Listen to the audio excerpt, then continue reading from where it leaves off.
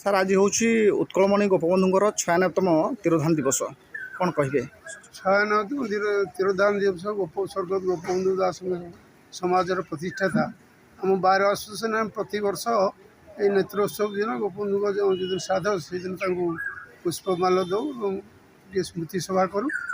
ଗୋପବନ୍ଧୁଙ୍କ ଅବଦାନ ଓଡ଼ିଶାବାସୀ କଦାପି ଭୁଲି ପାରିବେନି। ତାଙ୍କରି ଯୋଗୁଁ ସର୍ବଭାରତୀୟ ସ୍ତରରେ ଓଡ଼ିଶା ବା ଉତ୍କଳ, ସେତେବେଳେ ଉତ୍କଳ ପ୍ରଦେଶ କଂଗ୍ରେସ କମିଟି ଥିଲା, ସେ ତରଫରୁ ସାରା ଭାରତବର୍ଷରେ ଏବଂ ପୃଥିବୀରେ ଓଡ଼ିଶାକୁ ସମସ୍ତେ ଜାଣିଥିଲେ।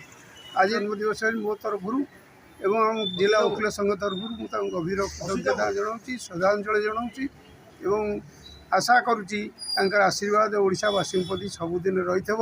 ସେ ମେଘ ଆଡ଼ୁଆଳେ ରହିକିରି ଆମମାନଙ୍କୁ ଆଶୀର୍ବାଦ କରନ୍ତୁ। ଓଡ଼ିଶାର ଉନ୍ନତି ହେଉ, ଆମ ବାର ଆସୋସିଏସନ୍ ଉନ୍ନତି। ଉତ୍କଳମଣି ଗୋପବନ୍ଧୁ ଦାସ କେବଳ ଓଡ଼ିଶାର ନୁହନ୍ତି, ସର୍ବଭାରତୀୟ ସ୍ତରରେ ସେବା, ତ୍ୟାଗ, ତିଥିକାର ମୂର୍ତ୍ତିମନ୍ତ ପ୍ରତୀକ ରୂପେ ସମଗ୍ର ଭାରତବର୍ଷରେ ପରିଚିତ।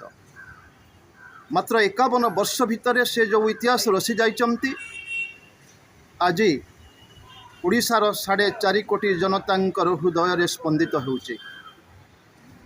ଆଜି ତାଙ୍କର ସେହି 96ତମ ଶ୍ରାଦ୍ଧ ଦିବସ ଅବସରରେ ମୁଁ ବିଶେଷ କରି ଓଡ଼ିଶାର ଯୁବପିଢ଼ିମାନଙ୍କୁ ଆହ୍ୱାନ କରୁଛି, ଏକ ସୁସ୍ଥ ବଳିଷ୍ଠ ସମାଜ ଗଠନ କରିବା ପାଇଁ ଗୋପବନ୍ଧୁଙ୍କର ଦର୍ଶନକୁ ପାଥେୟ କରିବା ଆବଶ୍ୟକତା।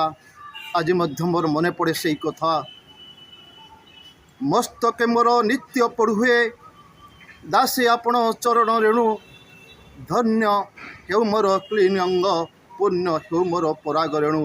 ଆଜିର ଏହି 96ତମ ପବିତ୍ର ଶ୍ରାଦ୍ଧ ଦିବସ ଅବସରରେ ମୁଁ ଏହା ହିଁ ପ୍ରାର୍ଥନା କରୁଛି ଦାସୀ ଆପଣଙ୍କ ନିକଟରେ, ଏହି ଆଜିର ସେହି ଦିଗହରା ଯୁବବର୍ଗମାନଙ୍କୁ ଆପଣଙ୍କ ଦର୍ଶନରେ ଅନୁପ୍ରାଣିତ ହେବା ପାଇଁ ଆଶୀର୍ବାଦ କରନ୍ତୁ। ଯେଉଁଠି ଥାଆନ୍ତୁ ନା କାହିଁକି, ଆପଣଙ୍କର ସ୍ୱପ୍ନ ଏକ ସୁସ୍ଥ ଓଡ଼ିଶା ଗଠନ କରିବାରେ ତାହା ସହାୟକ ହେଉ। ଏହା ହିଁ ଆଜିର ଦିବସରେ ଆପଣମାନଙ୍କ ମାଧ୍ୟମରେ ମୁଁ ଓଡ଼ିଶାକୁ ବାର୍ତ୍ତା ଦେଉଛି।